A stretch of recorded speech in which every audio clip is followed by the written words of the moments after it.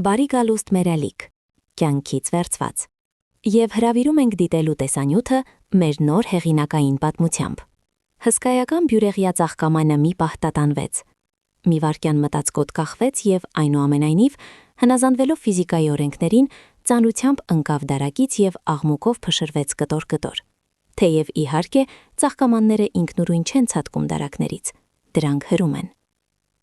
Այս դեպքում էլանախոժության մեղավորուհին, գեղեցիկ երիտասարդ կինը վարդագույն մազերով, կանգնած էր կողքին, շրջապատված արևի ճառագայթներում ուրախորեն փայլող բեկորներով։ Դրանք լայն օդափոխիչով ցրվեցին ամբողջ սենյակով, հատակը ծածկելով տարբեր չափերի փայլող կաթիլներով։ Մեկը հատակից ցատկելով թռավ դեկի խուլիգանուհին և դիպավ վեր բարձրացրած տապատի ոտքին։ Մաշկի բավականին խոր քերծվածքից անմիջապես հայտնվեցին արյան կաթիլներ, բայց նա նույնիսկ ուշադրություն չդարձրեց դրան։ Թվում էր, թե շուրջը ամեն ինչ՝ մեծ սենյակը, բարձր դարակը, որը լցված էր մետաղից և ապակուց պատրաստված ծաղկամաններով, գավաթներով, ամաններով, բոլոր գույների և տեսակների, հանկարծ դադարեց գոյություն ունենալ նրա համար։ Անհետացան եռուզեղը և ուրախ վախը, որը արտահայտվում էր ժեստերով և շշնջոցներով։ Ահա թե ինչպես անհմուտ ձեռքերով, ինչ արեցի, ինչպես բացատրել, թե ինչ էր սա։ Իսկ սա ինչ է մեզ մոտ, ինչ-որ թուղթ, հավանաբար ներսում էր։ Նա սառեց, կարծես նոր չափորոշչում, որտեղ իրականությունն էին միայն ինքը և ձեռքում սեղմված թերթիկը։ Եվս մեկ անգամ աչքերով անցնելով անկյունավոր տառերով գրված տողերով, որոնք նա լավ գիտեր, նա կույր քայլեց առաջ և զարմանքով լսեց կոշիկի տակ ջրոցը։ Նա գլուխը թափ տվեց, կարծես գիտակցության գալով, նայեց շուրջը փայլող ապակու փայլին, կարծես հիանալով փայլող շողերով, ապա նորից խորացավ թերթիկի մեջ, որը հենց նոր գտել էր փշրված ծաղկամանի բեկորների մեջ, ավելի ճիշտ բյուրեղյա սպորտային գավաթի։ Գավաթի, որը ոչ միայն վկայություն էր իր սիրելի մարդու անցյալ մարզական փառքի, այլև նրա գաղտնիքների պահեստ, և այնպիսի գաղտնիքների, որոնք նա նախընտրում էր երբեք չիմանալ։ Ինչու սկսեց այս մաքրությունը, ինչու բարձրացավ գավաթների դարակները, և ինչ անել հիմա, երբ մեծ ծանր ծաղկամանի հետ միասին ընկավ և կտոր-կտոր եղավ նրա երջանկությունը։ Իսկ երբեմն թվում էր, թե Անին պարզապես ծնվել էր երջանիկ լինելու համար։ Իրոք, ինչ այլ կարող է լինել միակ սպասված երեխայի կյանքը երկու սիրող ծնողների համար։ Աղջիկը եղել է չափազանց հմայիչ երեխա, բոլորին ուրախացնող և անդիմադրելի ցանկություն առաջացնող, շուրթերը խողովակով ծալելու և երգելու։ Իսկ ով է մեզ մոտ այսպես գեղեցիկը, ով է այսպես սիրելին։ Բացի այդ, աղջկա ազգանունը եղել է ամենախոսունը՝ Ուրացյան, մայրը գեղեցիկ և բարի երիտասարդ կին, լցված մայրության երջանկությամբ, ամբողջությամբ նվիրված էր փոքրիկ դստերը։ Հետևաբար ոչ զբոսանքների, ոչ խաղերի, ոչ գրքեր կարդալու, ոչ էլ սրտաբաց զրույցների պակաս չկար։ Հայրն էլ գեղեցիկ երիտասարդ ուժեղ, իհարկե ավելի քիչ հասանելի էր, քանի որ շատ էր աշխատում և գալիս էր ուշ, հաճախ երբ Անին արդեն քնած էր լինում։ Եվ այնուամենայնիվ տանը անցկացրած քիչ երեկոներին և հանգստյան օրերին նա հաճույքով դառնում էր կամ ձի, որի վրա Անին գնում էր հեռավոր ճանապարհորդությամբ բնակարանով, կամ ժայռամագլցման պատ, կամ ցատկահարթակ, կամ անխոս մոդել վարսահարդարանում, և այնքան անխոս և անբողոք, որ մի անգամ նորաձև սանրվածքի հետ ստացավ անջնջելի ֆլոմաստերով մակիաժ և հաջորդ օրը գնաց աշխատանքի, բոլորին ինտրիգելով արևային ակնոցներով։ Բայց ամենահետաքրքիր և սիրելի խաղը այն էր, երբ հայրը միաժամանակ խաղում էր դրակոնի և ասպետի դեր, հերթով պահպանելով և փրկելով միմյանցից գեղեցիկ արքայադուստր Անիին։ Հետո դրակոնը, ասպետը, ազատված արքայադուստրը և մայր թագուհին նստում էին ընթրիքի, ուտելով համեղ հավի կոտլետներ կարտոֆիլի պյուրեով և թարմ վարունգով, կամ փոքրիկ տնային պելմենիներ, կամ հատկապես սիրելի աղջկա համար մակարոնեղեն պանրով, հատապտուղի կոմպոտով, ապա միասին դիտում մուլտֆիլմեր։ Այդ ժամանակ հոգնած Անին պառկում էր փափուկ, ինչպես ամպի նման անկողնում և երջանիկ քնում մայրիկի ձայնի տակ երգող։ Այդպես շարունակվեց մի քանի տարի, և հանկարծ ամեն ինչ վերջացավ։ Իհարկե, Ուրացյանների ընտանիքում խնդիրները, որքան էլ ծիծաղելի հնչի, չառաջացան միանգամից, այլ սողոսկեցին, կուտակվեցին և սեղմվեցին ծանր ճնշող զանգվածի մեջ աստիճանաբար։ Գայանեի և Դավիթի միջև սկզբում վազեցին բարակ, հազիվ նկատելի, կարծես ոչ իրական դժգոհության, վիրավորանքի և կասկածի ճաքեր, ապա ամեն ինչ պարզապես կլորվեց։ Բացի այդ, աշխատանքում բավականին հաջողակ Դավիթը հանկարծ կորցրեց այդ աշխատանքը շատ տարօրինակ հանգամանքներում և վիրավորվելով ամբողջ աշխարհից, անպարկեշտ և անհույս սկսեց խմեց։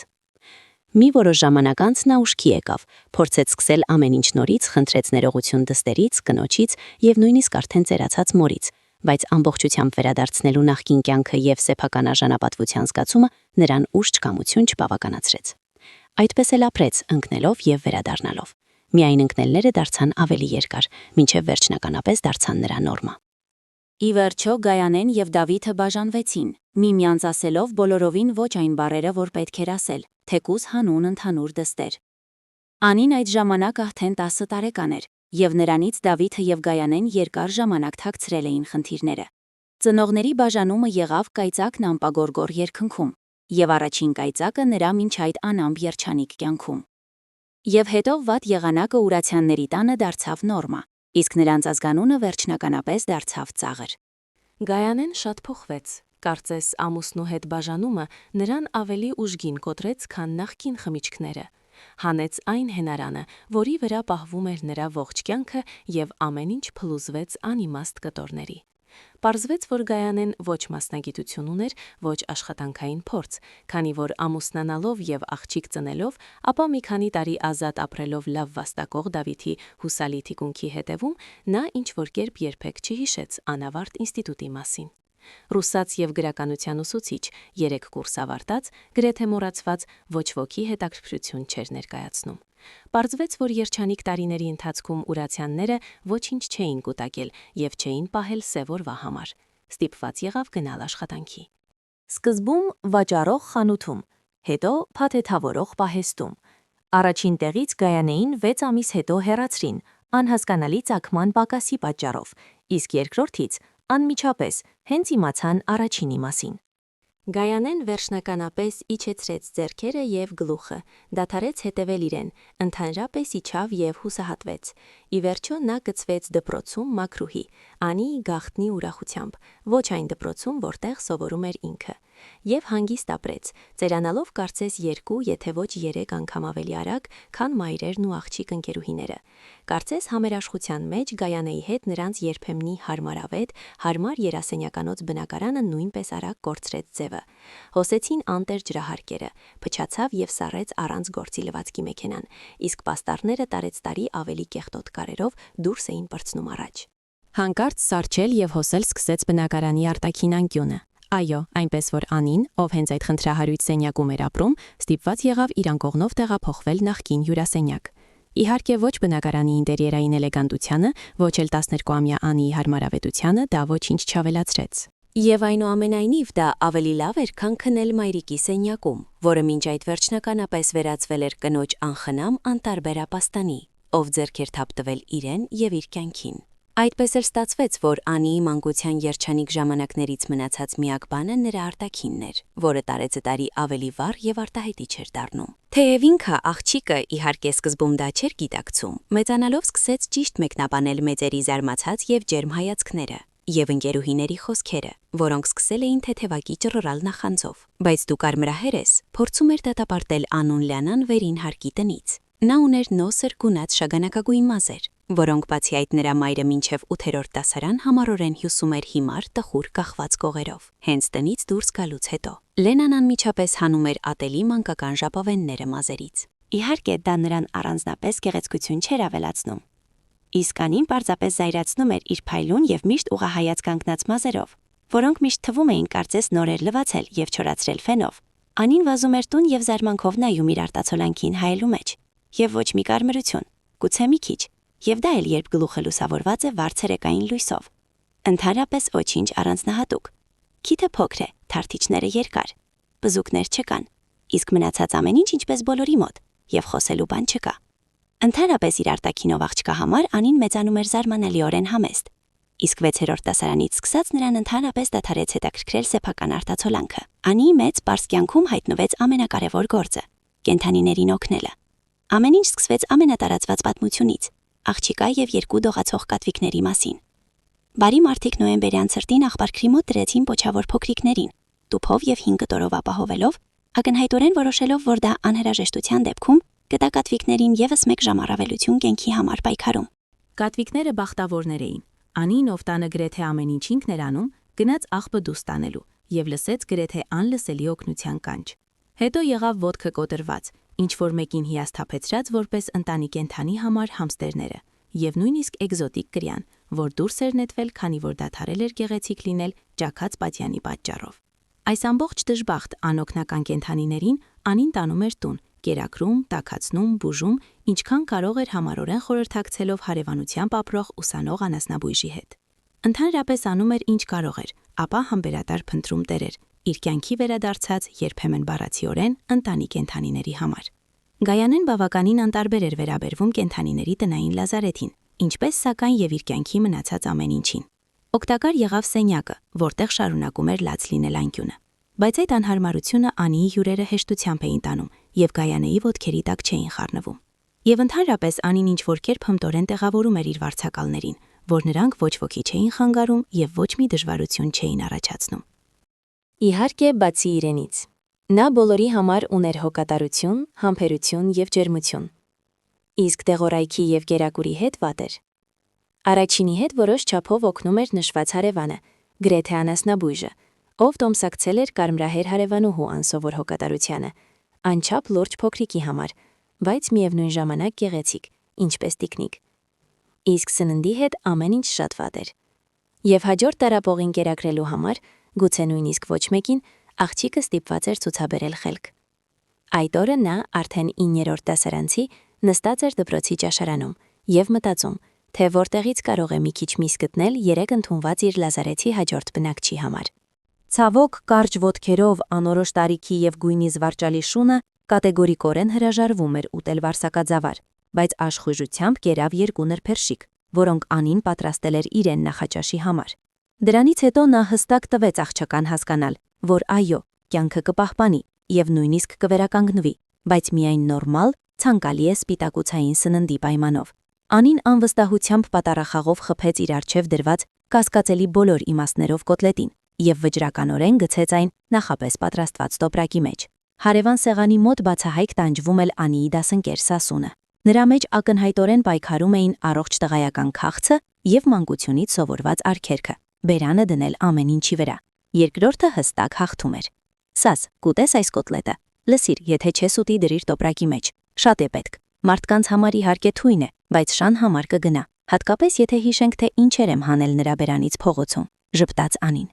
Ինչ, ուրացյան, հասակ քո մայրիկի հետ։ Տեսնես արդեն մնացորդներ ես հավաքում։ Անին նայում էր կծկված աչքերով հարևան դասարանի աղջիկան։ Դպրոցի ինքնահռչակված գեղեցփուհի, որը սակայն այդ կոչումը հատկապես չէր արժանանում։ Իդեպ որոշ արտաքին թերություններ Օքսանա անունով աղջիկը մասամբ փոխհատուցում էր հասակով եւ անպարկեշտությամբ։ Որոշել եք ինքներդ ձեզ համար տոնական ընտանեկան ընթիք կազմակերպել։ Այդպես արագ փակիր բերանդ, թե չէ հիմա ինքդ կհավաքես ամեն ինչ սեղաններից եւ կուտես։ Հնչեց հանգիստ, բայց սպառնալից ձայն։ Այդ ձայնի հնչյունից Օքսանան կտրուկ դադարեց եւ ակնթարթորեն բոլորի աչքի առաջ կարծես կրճատվեց հասակով։ Արագ վերցրեց իր ուսապարկը եւ անհետացավ։ Ընդհանրապես, եթե ինչ-որ մեկը քեզ կվիրավորի, կկպչի կամ ուրիշ ինչ-որ բան, անմիջապես ինձ ասա։ Հասկացա՞լ Ուրացյան։ Խոսողը նայեց Անին գլխից միջև ոտք եւ հանկարծ ժպտաց։ Այդ վերջին ժպիտն էր, որ ամենից շատ զարմացրեց բոլորին, նույնիսկ ավելի շատ, քան այն փաստը, որ նա հանկարծ իջավ խոսելու նրանց 9-րդ դասարանցիների հետ, որոնք դպրոցում եւ հասակակիցների մեջ այդքան էլ նշանավոր չէին։ Եվ ինքը Անին երկար ժամանակ զարմացած թարթում էր թարթիչները, նայելով հեռացող լայն մեջքին։ Սա իսկապես լեգենդար անձնավորություն էր ոչ միայն դպրոցում, այլև ամբողջ թաղամասում, եւ նույնիսկ դրանից դուրս։ Կարենը մարզիկ էր, եւ թող որ նրա մարզական կարիերան ցավալի կարճ ստացվեց, նույնիսկ այդ մի քանի տարվա ժամանակահատվածը բավականացրեց, որպեսզի նրա անունը շրջապատվի իրական, արժանի փառքով եւ ռոմանտիկ հորինվածքներով։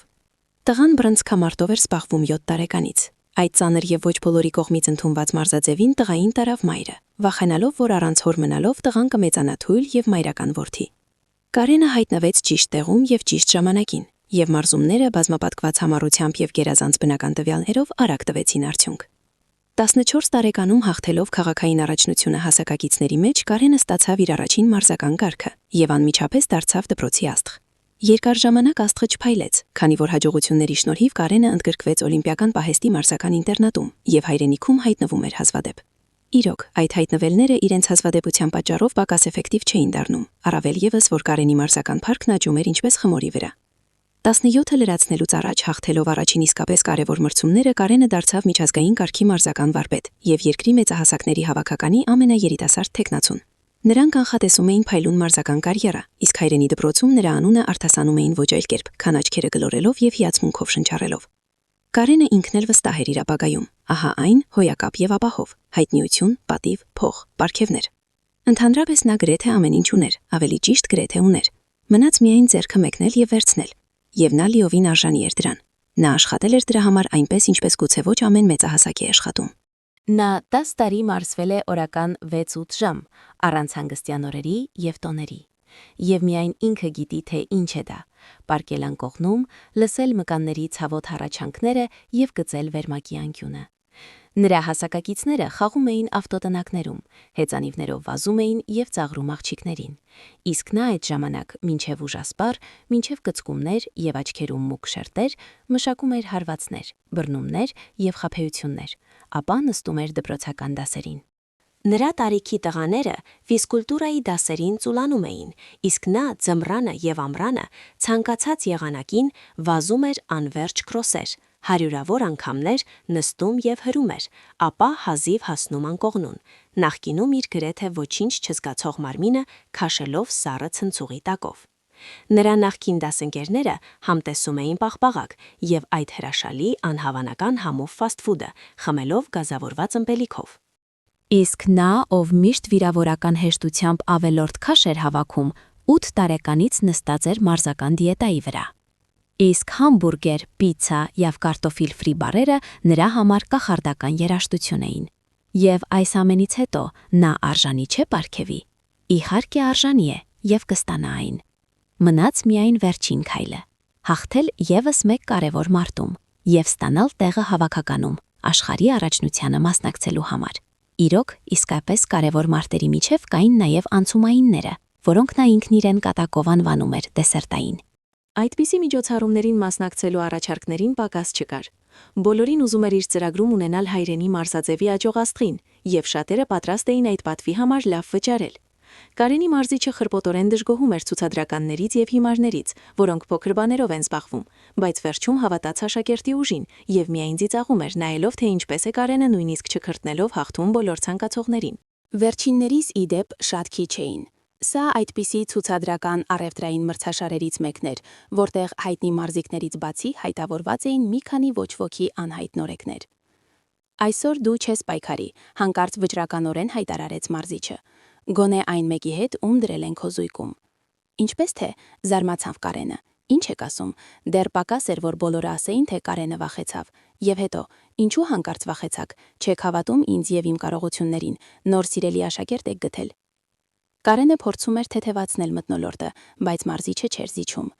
Քեզ վրա չեմ կասկածում, թեև դու հազվադեպ հանդիպող հիմար ես, բայց քո մրցակցի վերաբերյալ շատ էլ։ Նա ինչ-որ տարօրինակ է, ասաց մարզիչը։ Տեխնիկան ջարդող, ավելի ճիշտ ընդհանրապես չկա տեխնիկա, չնայելով եւ չմտածելով առաջ է գնում, ձեռքերով մուրճի անում, ինչպես հողմաղացը։ Բայց ամենակարևորը նա հսկայական է եւ ծանր, ինչպես պահարան, բայց ինչ-որ կերպ սողոսկել է քո քաշային կարգում։ Դե դրա հետ թող կազմակերպիչները զբաղվեն, թեև կազմակերպիչները այստեղ էլի այնպիսի խաբեբաներ են, իրենց էլ պետք է ստուգել։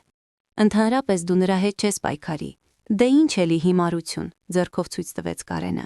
Մի մտածիր, հսկայական է, որքան մեծ է պահարանը, այնքան ավելի բարձր է ընկնում։ Կարեն, ես քեզ որպես քո մարզիչ խնդրում եմ, հրաժարվիր այս մարտից,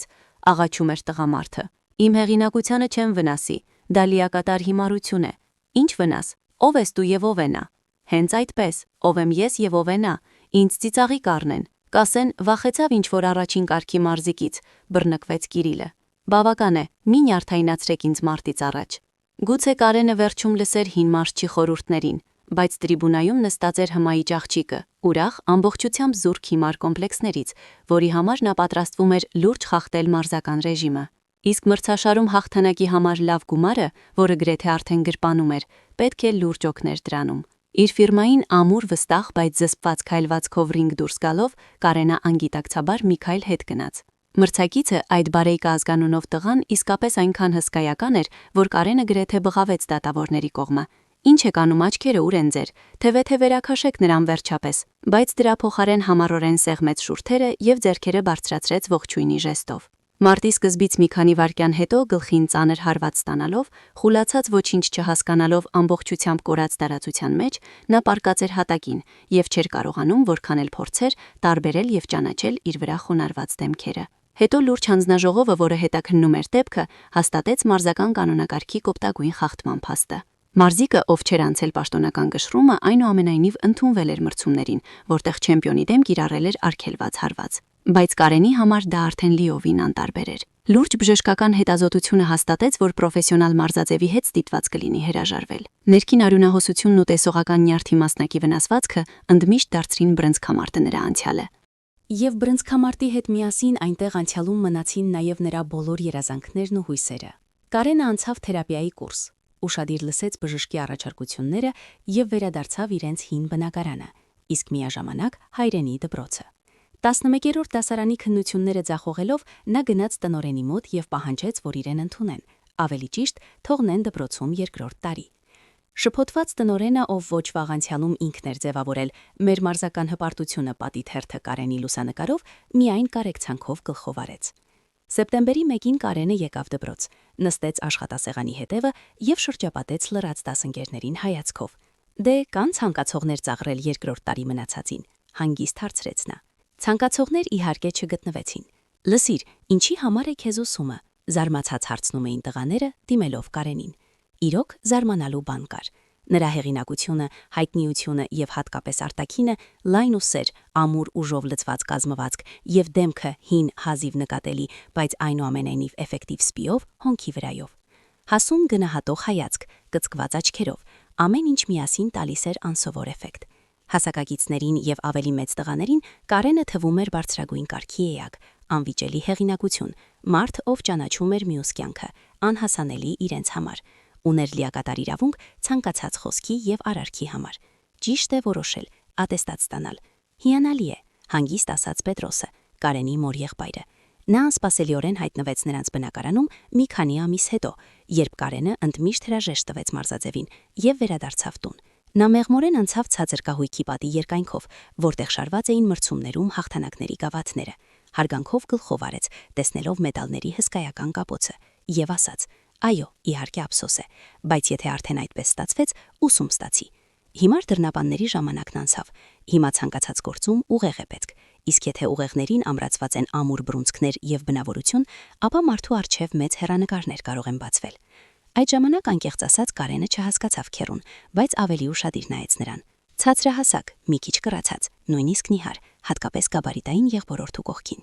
Այնուամենայնիվ նա թողնում էր ինչ-որ տարօրինակ, անսովոր տպավորություն, թաքնված ուժի եւ իշխանության, եւ նաեւ վտանգի։ Տղամարդը հագնված էր ոչ շրայլ, բայց թանկ եւ ֆիրմային։ Դրանում Կարենը բավականաչափ հասկանում էր, հասկանալու համար, թե որքան է իրականում արժե Պետրոս քերու արտաքինից համեստ հագուստը։ Պետրոսը գալիս էր հիանալի մեքենայով եւ ակնհայտորեն ընդհանրապես փողի կայիք չուներ։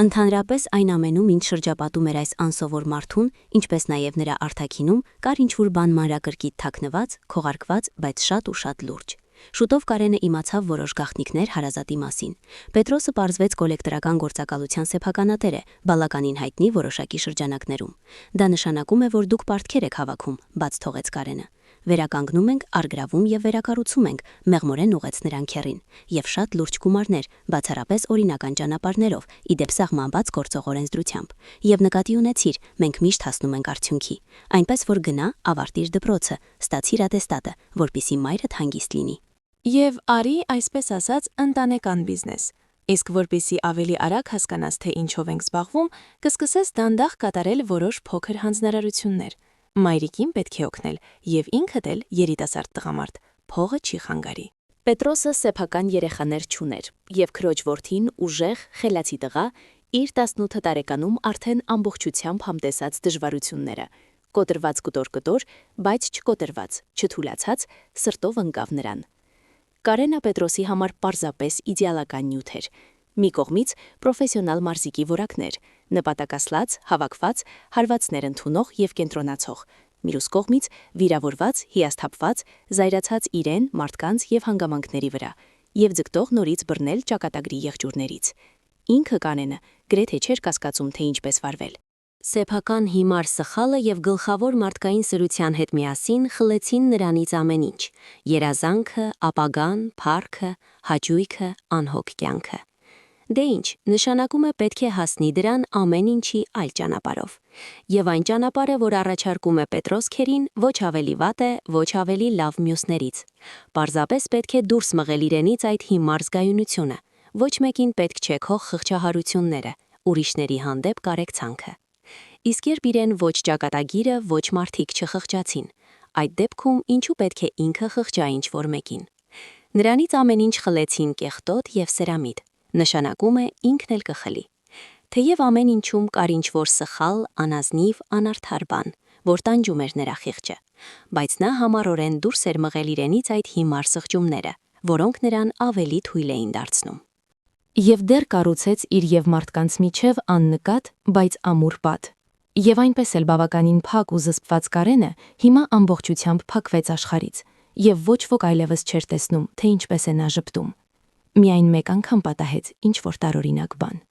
Պատահաբար բախվելով դպրոցի ճաշարանում փոքրիկների հիմար ոչինչ չնշանակող վեճին, Կարենը, ինքը շատ զարմանալով, պաշտպանվեց նիհար կարմրահեր աղջիկան, ով ինչ-որ պատճառով հավաքում էր սարսափելի տեսքով կոտլետները պլաստիկ տոպրակի մեջ։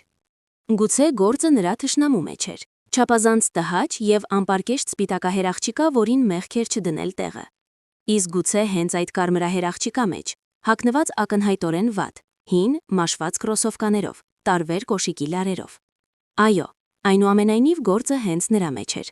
Արտաքին աղքատության ողջ չնայած աղջիկը պահպանում էր զարմանալիորեն հպարտ, քաջ եւ հանգիստ վիճակ, ինչ որ դժվար բացատրելի արժանապատվությամբ այդ հանգամանքներում։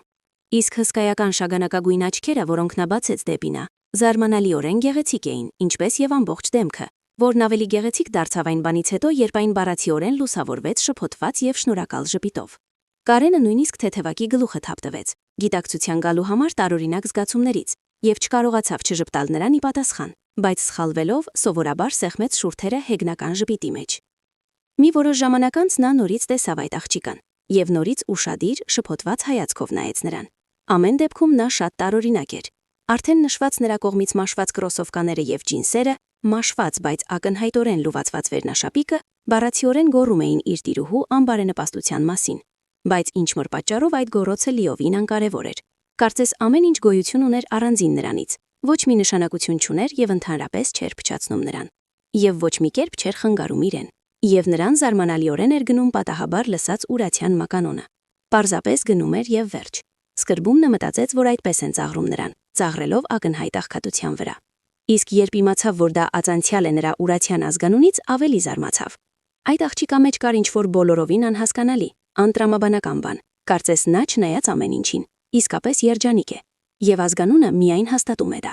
Լսիր, գուցե նա մի քիչ խենթ է, հարցրեց Կարենը իր մերձավորներից մեկին, փորձելով բացատրել իրեն տպավորությունը, որ թողնում էր կարմրահերը, եւ գնաց ամենապարզ տրամաբանական ճանապարհով։ Ով է դա։ 9-րդ այից այդ կարմրահերը, որ նորմալ մարդն է հավաքում շրջակայքի բոլոր անտունկատուներին ու շներին եւ տանում իր բնակարանը։ Թեև, գիտես տղա, ով չի առանձնանում դելիկատիցությամբ եւ վարքով, հանկարծ անսպասելիորեն խզվեց եւ նույնիսկ կարծես կարմրացավ։ Ընդհանրապես նա նորմալ աղջիկ է եւ այդ կոտլետները հիմար։ Նա դրանք հավաքում է ոչ իրեն կամ մոր համար, ինչ էլ որ գոռա այդ սպիտակահերը։ Նա դրանք իր կենթանաբանական այգու համար է տանում եւ ընդհանրապես ուրացյանը մորը ջրի վրա է պահում։ Եթե նա չլիներ, գուցե մայրը վաղուց կխմեր։ Դե իմ մայրը այդպես է ասում, եւ նրանք մեր հարևաններն են։ Եվ ապրում են, օй, ավելի վատ չի կարող լինել։ Հայրն ժամանակ առաջ գնաց, մայրը հատակներ է լվանում, այդ հիմար աղջկան երբեմն ուտելու բան չի լինում, իսկ նա շրջակայքի բոլոր շներին է կերակրում։ Կարենը երբեք սենտիմենտալ չի եղել։ Իր կյանքի մեծ մասը նա ապրել է հարված իր առաջինը կամ կհարվածեն քեզ կարգախոսով։ Եվ կարծես թե ինչ գործ ունի նա նիհար 9-րդ դասարանցու հետ, ով փրկում է անտուն կենդանիներին, ճիշտ է ոչ մի։ Ինքը եւս այդպես էր մտածում, մինչև չխոստովանեց, որ ոչ մի կերպ չի կարողանում գլխից դուրս շպրտել այդ խիտ մազերը, որոնք արևի լույսում ոսկեգույն են փայլում, եւ հսկայական շագանակագույն աչքերը, որոնք կարծես նայում են իրեն խորքից ներս, այնքան խոր, որ ինքը վաղուց մոռացել էր, որ այնտեղ ինչ-որ բան կա։ Շուտով Անիի շուրջը սկսվեցին իսկական հրաշքներ։ Նա կանոնավոր կերպով գտնում էր իր բնակարանի դռան տակ մեծ տոպրակներ շան եւ կատվի կերակրով, եւ մի քանի անգամ նույնիսկ հայտնաբերեց նվերային քարտեր կենդանիների խանութներում բավականին մեծ գումարների համար։ Ինչքան էլ փորձեր, նա ոչ մի կերպ չէր կարողանում բացահայտել կամ բռնել առեղծվածային հովանավորին եւ բարերարին։ Անցավ մի քանի տարի։ Անին ավարտեց դպրոցը եւ ընդունվեց համալսարան, կենսաբանության ֆակուլտետ։ Կարենը վաղուց ուներ առանձին բնակարան, բայց երբեմն գալիս էր այցելելու մորը, ով դեռ ապրում էր հին տանը, որտեղ նա մեծացել էր։ Այս տարիների ընթացքում նա դարձավ Պետրոս Քերու երիտասարդ պատճենը, ով հավատալով նրա տաղանդներին, գրեթե ամբողջությամբ փոխանցեց նրան իր գործերը։ Կարենը շարունակելով մարզվել, թեև առանց լուրջ մարտերի, նա սովորաբար հանգիստ էր, քիչ խոսող, վստահ իր մեջ, շուրջը նայում էր իր ֆիրմային կծկված հայացքով, բայց մանկությունից լավ ճանաչողները տեսնում էին նաև ուրիշ բան։ Նա դարձել էր մեծ ուժեղ, խորամանկ եւ շատ վտանգավոր գզանի նման, որը անընդհատ եւ անողոք հետապնդում է զոհին, առանց թողնելու նրան փրկության նույնիսկ ամենափոքր հնարավորությունը։ Նրա կյանքը կազմակերպվեց եւ հաստատվեց լիովին համապատասխան այն շրջանակի սովորույթներին, որտեղ նա գոյություն ուներ եւ աշխատում էր։ Նա ուներ գործեր եւ փող, եւ սովորել էր մտածել այս երկու բանի մասին որպես իր կյանքի գլխավորի մասին։ Ընդհանրապես մնացած ամեն ինչը, այդ թվում մարդիկ, գրեթե ոչ մի նշանակություն չունեին։ Միայն երկու մարդ էին առաջացնում նրա մեջ հույզեր։ Նա շատ էր սիրում մորը եւ հոգ էր կանում նրա մասին, եւ երկար տարիների ընթացքում իր ձավով կապվել էր Պետրոս Քերու հետ, թեև սիրո հեռավորությունը անսահման էր։ Մի ժամանակ Կարենին նույնիսկ թվում էր, թե գրեթե ատում է իր բարերարին, այն մարդուն, ով իր իսկ խոսքերով դուրս էր բերել Կարենին մեծ կյանք։ Ավելի շուտ մեծ ճանապարհ, տխուր ժպտում էր ինքն իրեն Կարենը։ Թեև դժգոհել Քերուց անշնորհակալություն կլիներ, նույնիսկ եթե Կարենը ընդհանրապես կարողանար դժգոհել։ Գործակալության գործերը, չնայած երբեմն ակնհայտ էթիկական երկիմաստությանը, հաջողությամբ էին ընթանում։ Հաջախորդների պակաս չտար, քանի որ միշտ կլինեն անհաջող մարդիկ եւ ընկերություններ, որոնք խճճվել են պարտքերի մեջ իրենց մեղքով կամ ինչ-որ մեկի չար կամքով։ Աշխատանքի տարիների ընթացքում Կարենը ծածկվեց ինչ-որ զրահով, որի միջով այլևս դուրս չէին գալիս ոչ խղճահարությունը, ոչ սղճումը, եթե դրանք դեռ ապրում էին երիտասարդ տղամարդու ներսում։ Նա պարզապես անում էր իր աշխատանքը, որը մի քանի տարի առաջ ընտրել էր իր համար, ավելի ճիշտ, աշխատանքը, որը ընտրել էր իրեն։ Կարենի կյանքում իհարկե կանայք կային, եւ նրանց քանակը ուղղակիորեն համեմատական էր նրա վաստակին եւ հերթական մեքենայի հեղինակությանը, որը նա քշում էր։ Նրա շուրջը պտտվող կանանց նկատմամբ Կարենը ձևավորել էր բավականին հստակ կարծիք, շատ հեռու հարգանքից։ Աղջիկները հայտնվում եւ անհետանում էին, ոմանք մնում էին մեկ գիշերով, ոմանք մի քանի։ Կային նաեւ նրանք, ովքեր մնում էին մի ամիս, երկու։ Կար նաև Կարենի չափանիշներով իսկական երկարակյացը Մաննե անունով աղջիկը, ով անսպասելիորեն վերցրեց իրավիճակը իր ձեռքը եւ վստահորեն մնաց նրա կողքին, մինչև մի գեղեցիկ օր Կարենը չլսեց։ Լսիր, սիրելիս, ինչ կլինի, եթե մենք գնենք ոչ պարզապես հանգստի տուր, այլ կազմակերպենք ինչ-որ ամուսնական ճանապարհորդություն։ Կարենը զարմացած նայեց գեղեցկուհուն, ժպտաց եւ նրա մատին հագցրեց գարեջրի տուփի կեղտոտ մետաղյա օղակը։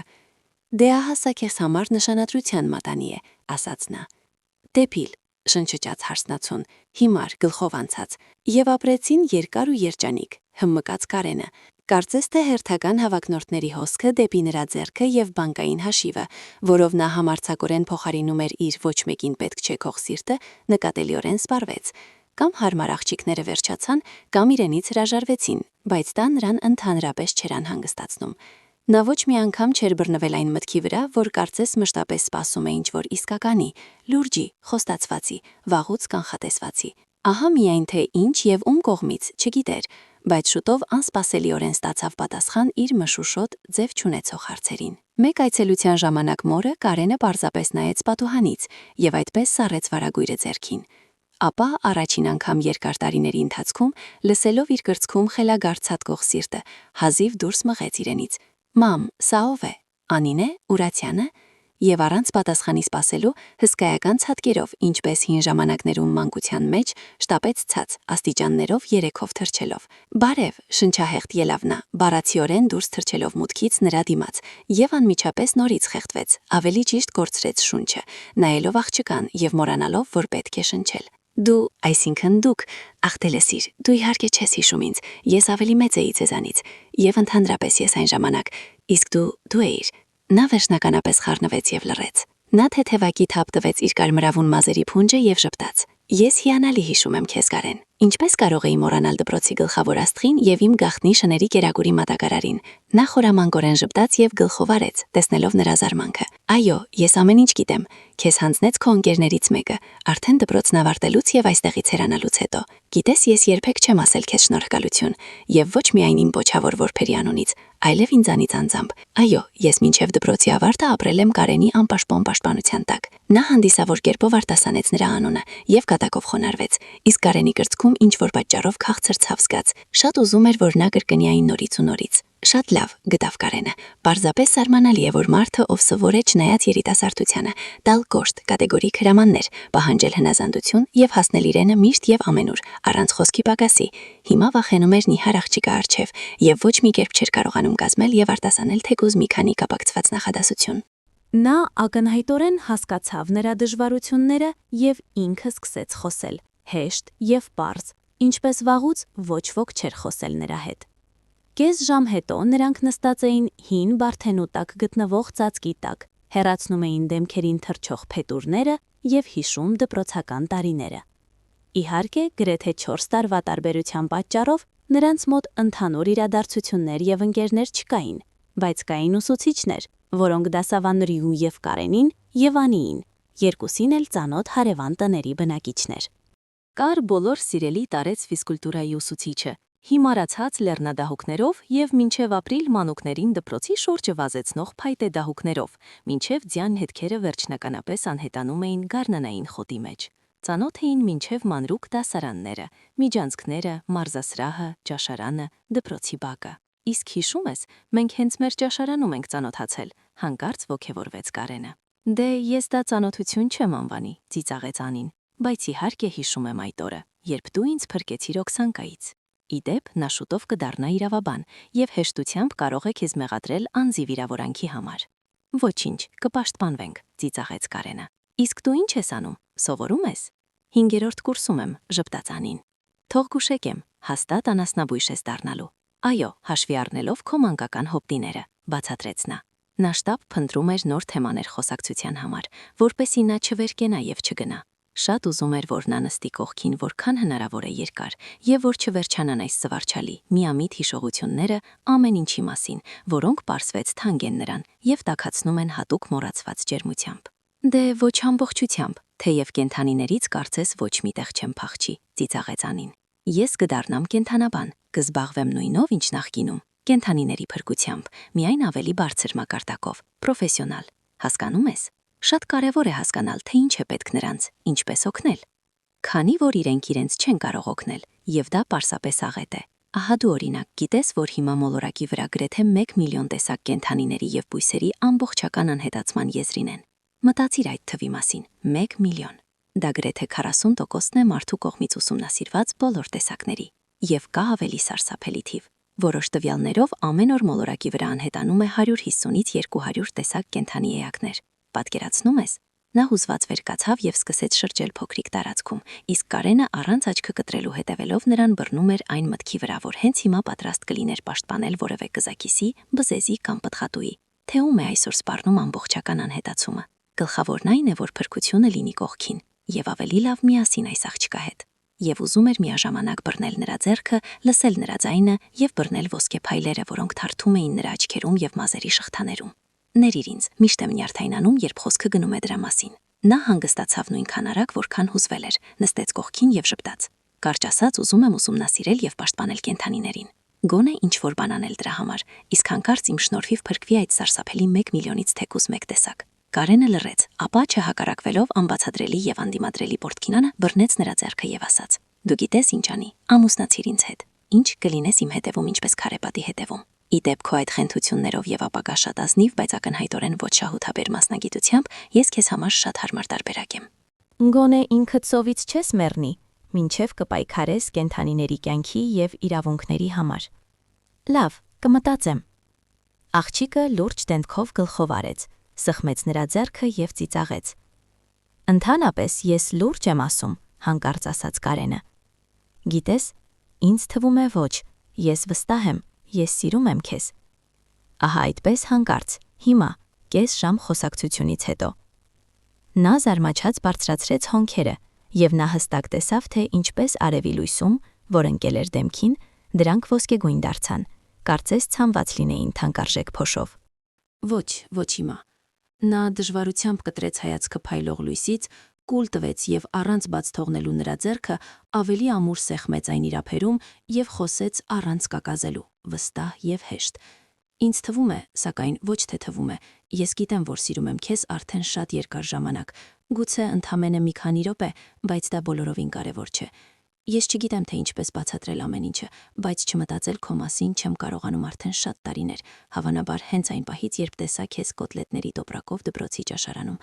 Նա շփոթված նայում էր Կարենին, ակնհայտորեն չիմանալով, թե ինչպես արձագանքել նրա խոստովանությանը, իսկ նա ինքն էլ ոչ ավելի լավ վիճակում էր եւ զարմացած էր ոչ պակաս։ Բայց մի բան հստակ գիտեր, այս աղջիկը պետք է իրեն, ինչպես ոչ ոք երբևէ իր կյանքում։ Եվ այնուամենայնիվ Նվաճելանիին ավելի դժվար ստացվեց, քան երբևէ ստացած մարզական մեդալներից որևէ մեկը։ Աղջիկը տիկնիկային դեմքով անսպասելիորեն պարզվեց ամուր եւ սկզբունքային բնավորության տեր։ Թեև ինչու անսպասելի, հաշվի առնելով այն ամենը, ինչով ստիպված էր անցնել, նրա մոտ շատ տեղ կար կարծրացնելու կամքը, համբերությունը եւ համառությունը։ Իսկ վճռականության եւ քաջության այս փոքրիկի մոտ երբեք պակաս չէր։ Նա դեռ ապրում էր հին բնակարանում։ Անիի մայրը Գայանեն անսպասելիորեն Կարենի համար պարզվեց դեռ երիտասարդ, սլացիկ, գեղեցիկ կին, գեղեցիկ սամբացքով եւ ամաչքոտ ամոթուխցած սպիտակատամներով ժպիտով։ Հիշելով որոշ բաներ Անիի ընտանիքի եւ կյանքի մասին նախկին պատմություններից, նա ինչ-որ պատճառով վախենում էր տեսնել իջած, գերացած, կեղտոտ մազերով եւ բացակայող ատամներով տիկնիկ։ Ինձ Անին փրկեց, դուրս բերեց, եթե չլիներ նա, չգիտեմ թե ինչ կլիներ ինձ հետ, ասաց Կարենին Գայանեն մի քանի ամիս հետո, սովորելով նրա լայն ուսերին եւ լուրջ հայացքին մոխրագույն աչքերով։ Դու շատ ավելի մեծ էիր եւ միշտ զբաղված էիր մարզումներով։ Մենք հիշում ենք, թե ինչպիսին էիր այն ժամանակ։ Օй, ներիր ինձ հիմարին, շփոթվեց կինը։ Մի անհանգստացեք, ձեռքով արեց նա, խոսելու բան չկա, ամեն ինչ ինչ եղել է վաղուց անցյալ է։ Ես իսկապես ձեռք էի թափ տվել ինձ վրա, բայց ինձ բախտ վիճակվեց։ Անին հենց մեծացավ եւ ինձ որդեգրեց։ Գայանեն հանգիստ, բայց ուրախ ծիծաղեց։ Թեև շուրջը գտնվող մթնոլորտը հատկապես ուրախության չէր հրավիրում, եւ Կարենը, չնայած Անիի բողոքներին, շտապեց ուղղել իրավիճակը։ Կանայք միայն զարմացած նայում էին, թե ինչպես է փոխվում նրանց բնակարանը։ Եվ նույնիսկ Ուրացյանների ընտանիքի հայտնի միշտ սառչող անկյունը վերջապես դադարեց լաց լինել, հարթվեց եւ փայլեց նոր պաստառներով։ Վերջապես Կարենը հասավ նրան, որ Անին սկսեց շպտալ նրան դիմավորելով, վստահ եւ բաց, հեշտությամբ վազելով եւ բարձրացնելով բարակ թեթև ձեռքերը, գրկելով նրան բարանոցից։ Եթե քո առաջարկը դե այն, որին կամ մի քանի րոպե է, կամ շատ տարիներ, եթե այն ուժի մեջ է, ես համաձայն եմ։ Կարենը երջանիկ էր այդ օրվանից, եւ Անին երջանիկ էր Կարենի վետ։ Այդ օրը նա մեքենան բեռնելով կերակուրի տոպրակներով եկավ շների մոտ։ Այն կազմակերպել եւ պահպանում էր տարեց տղամարդը։ Տղամարդը խոսում էր ինչպես անցյալ դարի բնիկը, ամփոփող հանդիպման ժամանակ, ձեռքը սեղմում էր Անիի թեթևակի նրբագեղ խոնարհումով, կարծես նա թագավորական արյունով անձնավորություն լիներ։ Նա անսահման բարի էր մարդկանց, շներին, կատուներին, թռչուններին, բույսերին եւ ընդհանրապես ամբողջ աշխարհին։ Ապաստարանի տերը ինչպես միշտ տեղում էր եւ կրացած ինչ-որ բաներ տեղափոխվում մեծ արքխի մեջ։ Անին ջան, սիրելիս, բարև ձեզ։ Տարեց տղամարդը դժվարությամբ ուղվեց, շփեց գոտկատեղը եւ ժպտաց, փորձելով դա անել ավելի ուրախ, բայց ստացվեց ակնհայտորեն վատ։ Շատ վաղուց չեք եղել մեզ մոտ, իսկ ես արդեն մեղավոր մտածում էի, որ ծանծրացրի ձեզ։ Ինչ եք ասում, բացականչեց նա։ Պարզապես ամեն ինչ միանգամից վրա հասավ, աշխատանք, գործեր, մայրս հիվանդացավ։ Անին շփոթված շուրջը նայեց եւ միայն հիմա հասկացավ, որ շուրջը ոչ թե սովորական թեթև խառնաշփոթ է, որը նորմալ է տասնյակ կենդանիներ պահող տարածքում, այլ իսկական գործանում։ Ամենուր գծված էին թղթի կտորներ, ստվարաթղթե տուփերի մնացորդներ, ապակու պեկորներ։ Հատակին ցրված էր աղբ, շատ նման 4 շանկերակուրի։ Պարզապես սարմանալի փաստ, եթե հաշվի առնենք, թե ինչ դժվարությամբ էր ապաստարանի տերը միշտ գումար հավաքում դրա գնման համար։ Եվ ամենակարևորը, շուրջը տիրում էր անսովոր լռություն այս վայրի համար։ Ամեն անգամ ապաստարան գալիս Անին որոշ ժամանակ պարզապես խուլանում էր բոլոր ձայներով ողջույնի հանդիպումից։ Մի որոշ ժամանակ անց, սովորելով շների երգչախմբին, նա սկսում էր տարբերել առանձին ձայներ եւ հասկանալ, թե ումն են դրանք, բայց սկզբում ամեն ինչ պարզապես շատ բարձր եւ ուրախ էր։ Եվ ահա այսօր հանկարծ անբնական, տարօրինակ լռություն, որը ինչ որ պատճառով թվում էր մեռած այս վայրում։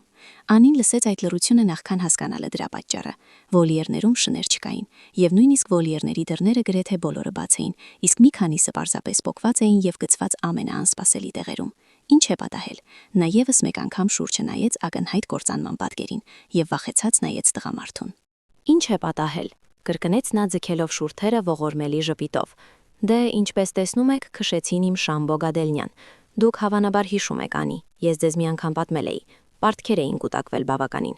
Իմ բիզնեսը, այսպես ասած, ոչ շահութաբեր է, բայց հողը, այս հողամասը, շատ էր դուր եկել ինչ-որ մեկին։ Եկան մի քանի արագաշարժ երիտասարդներ, կաշվե բաճկոններով։ Սկզբում քաղաքավարի խնդրեցին ազատել տարածքը։ Ես մտածում էի, որ գոնե կխոսեն ինձ հետ, պայմաններ կդնեն, կսպասեն, բայց նրանք ժամանակ չկորցրին։ Նա հոգնած ձեռքով ծածկեց դեմքը, եւ նա հստակ նկատեց նրա նախաբազկի վրա հսկայական ակնհայտորեն թարմ սևացող կապտուկ։ Ընդհանրապես շներին բոլորին տարան, ասացին, որ կգնան պարտքերի փոխարեն։ Նա դժվարությամբ դուրս մղեց վերջին բառերը, խեղդվելով չոր հեկեկում, բայց զսպվեց։ Ինձ ինքս ճիշտ է թողեցին։ Կարծես թե իմ կարկատած վերակարկատածը ոչ ոքի հետաքրքրություն չի ներկայացնում։ Ժպտաց տղամարդը կարծես 100 տարով ծերացած։ Դե պետք է ինչ-որ բան անել, բացականչեց ցնցված Անին։ Ինչ կարելի է անել այստեղ։ Հոգնած ձեռքով արեց եւ ակամա դեմքը խոժորեց ցավից։ Ես ինքս եմ մեղավոր, գործերը թողեցի, ժամանակը ձգձիքեցի, պարտքեր կուտակեցի, ահա եւ խաղացի։ Եվ ոչինչ չի կարելի անել։ Օրենքը նրանց կողմից է, իսկ մեր կողմից միայն քաղցած ոչ ոքի շների օհմակը, թեև նրանք եւ այլևս չկան։ Նա արագ սրբեց աչքերը եւ փորձեց ժպտալ։ Անիի սիրտը բառացիորեն պատրվում էր խղճահարությունից եւ բարկությունից։ Ինչպիսի անմարդկային պետք է լինել, որ հողի կտորի եւ մի քանի տասնյակ հազարի համար կործանեն անտուն կենդանիների ապաստարանը, ծեծեն ծերունուն, իսկ շներին նա չկարողացավ իրեն ստիպել մտածել նախկին սաների ճակատագրի սարսափելի մտքի մասին։ Եվ մի քանի օր հետո նա բարձրացավ փոշին սրբելու Կարենի սպորտային գավաթների եւ պարգևների դարակի վրա։ Նա կատակով այն անվանում էր լացի պատ եւ սպառնում էր կործանել իր նախկին փառքի վիտրինան, բայց Անին չէր թողնում դա անել։ Ի վերջո Կարենը ձեռք թափ տվեց եւ հարմարեցրեց այդ անօգուտ, ինչպես նա ասում էր, բեկորների մեջ պահել ամեն տեսակ մանրուկ, բանալիներ, մետաղադրամներ, գրառումներ, այցեքարտեր, այն ամենը, ինչ պետք է պահել ձեռքի տակ։ Եվ ահա պատահաբար գցելով ծանր բյուրեղյա ծաղկամանը, նրա բեկորների մեջ Անին գտավ այդ թղթի թերթիկը, գրված Կարենի ձեռագրով։ Դա ընկերությունների ցուցակ էր, ինչպես անմիջապես հասկացավ Անին։ Անվանումների առջև կանգնած ՕՕ, П եւ այլն տառերը։ Եվ վերջիններից մեկը սկսվում էր գուրգուր ապաստարանի կետով, իսկ կողքին մեծ հաստ գծանշում, նման գերեզմանակարի խաչի։ Անին սեղմվեց պատին, սահեց լեչև եւ լաց եղավ։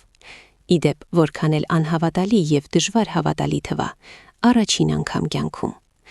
Անի, սիրելիս, որտեղ ես։ Օհ, ոչինչ չի եղել, որքան ապակի, ինչ էր դա։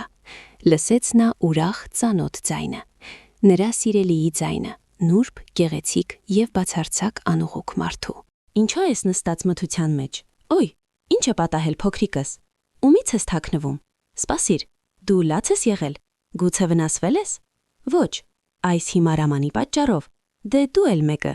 Գտար ինչի համար լաց եղել։ Արի, բոլորը կոտրենք։ Ես արդեն 100 անգամ առաջարկել եմ։ Լսիր, ինչ է պատահել։ Անին բարձրացրեց դեմքը եւ տվեց նրան դժբախտ թերթիկը։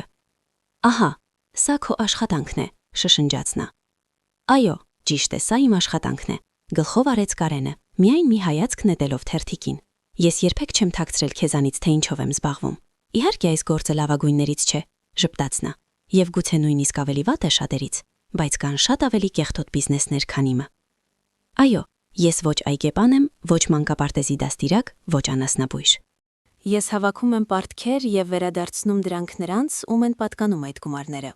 Անում եմ մարդկանց համար այն, ինչ իրենք չեն ուզում անել, թեև պարտավոր են։ Այդպես է կարգավորված, հասկանում ես։ Կյանքի օրենքներ կան, ով եթե ոչ դու պետք է իմանա դա։ Եվ այդ օրենքները միշտ բարի չեն։ Ի վերջո դու չես անիծում գայլին, որ աճագարներով է սնվում։ Դու կենդանաբան ես, պետք է հասկանաս, գոյատևում է ամենաուժեղը։ Այո, ես հասկանում եմ, հանգիստ պատասխանեց Անին։ Հասկանում եմ, որ կան օրենքներ, բայց միթե դու չես կարող ապրել այլ կերպ, վաստակել ոչ այդքան սարսափելի։ Այլ կերպ, ժպտաց Կարենը։ Իսկ ինչու, իմ մոտ ամեն ինչ կարգին է։ Իդեպ դու ինքդ այս տարիներին հարմարավետ ապրել ես իմ սարսափելի վաստակով, կերակրել ես քաղաքի շների կեսին, զբաղվել ես քո մեծ հետազոտություններով։ Այո, դու ճիշտ ես, գլխով արեց Անին։ Ինձ լավ էր քեզ հետ։ Ես սիրել եմ եւ սիրում եմ քեզ, բայց դրանից հետո նա ցույց տվեց թղթի թերթիկը, որ նա շարունակում էր սեղմել ձեռքում։ Սա պարզապես մանկական հիմարություն է, զայրացավ Կարենը եւ հետագա խոսքերը գրեթե չվելահաստեց։ Միայն քո նման երազողներն են ամեն ինչ բաժանում սևի եւ սպիտակի, վատի եւ լավի, բարու եւ չարի, բայց դա լիակատար անհեթեթություն է։ Ամեն գույնում կան շատ երանգներ, իսկ դու վարվում ես ինչպես փոքր երեխա։ Դու վիրավորվել ես Շան Բոգադելնիայի համար, այդ ձեր համարին մի քանի անգամ առաջարկել են մեծ գումար իր հողամասի համար։ Բավական կլիներ պարտքերը մարելու եւ Շան կերակուրի համար մինչեւ կյանքի վերջը, բայց նա համարեց։ Ստիպված եղանք ավելի հասկանալի բացատրել։ Բացատրել զարմացավ Անին։ Դու դա անվանում ես բացատրություն, բայց դու պարզապես կենդանի ես։ Պրոֆեսիոնալ կենդանաբանից դա գրեթե հաջողախոսություն է, ժպտաց Կարենը։ Նշանակում է կենդանու հետ ապրել թեկուզ հարուստի, չենք կարող։ Այո,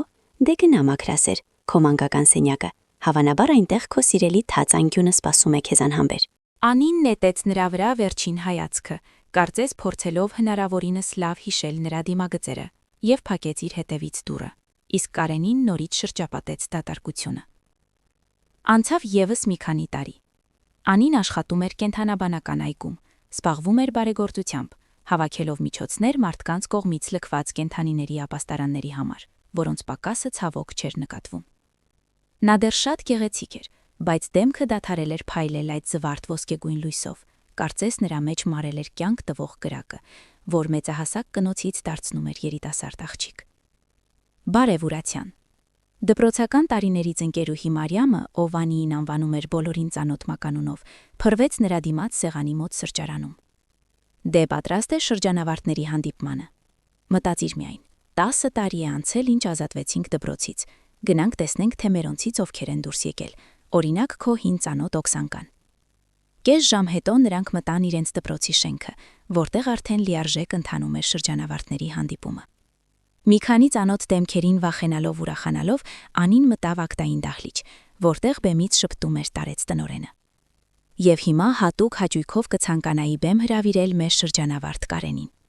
Հանկարծ լսեց Անին եւ զգաց, թե հողը ոտքերի տակից հեռանում է։ Կարենը հեշտությամբ բարձրացավ բեմ, դեռ ինչպես նախկինում ուժով լցված, արագ քայլով մոտեցավ տնօրենին, ձեռքը մեկնեց եւ ժպտաց։ Լավ ժպտաց, լայն, անկեղծ։ Ահա թե ինչ է փոխվել։ Նրա դեմքը բոլորովին այլ էր դարձել, եւ Կարենի հայացքը դադարել էր անտեսանելի ճառագայթներով զննել մարդկանց։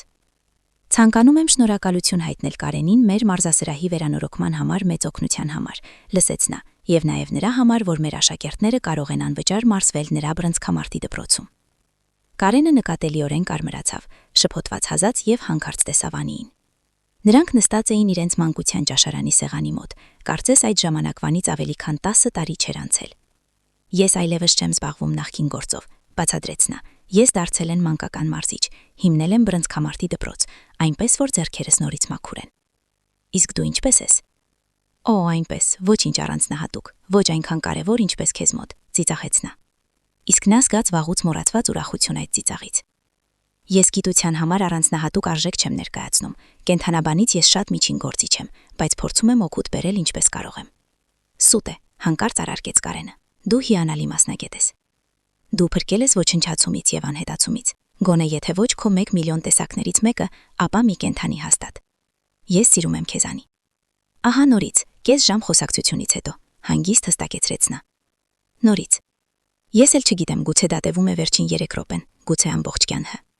Լսիր, տուր ինձ Աստծու համար, քո ձեռքերը ահա այսպես, որովհետև ինձ միշտ թվում է, որ հիմա կհանես սեղանի տակից այդ հիմար կոտլետների տոպրակը։ Անին երջանիկ ծիծաղեց, իմանալով, որ առջևում իրեն սպասում է ընդհանուր երջանիկ ապագա։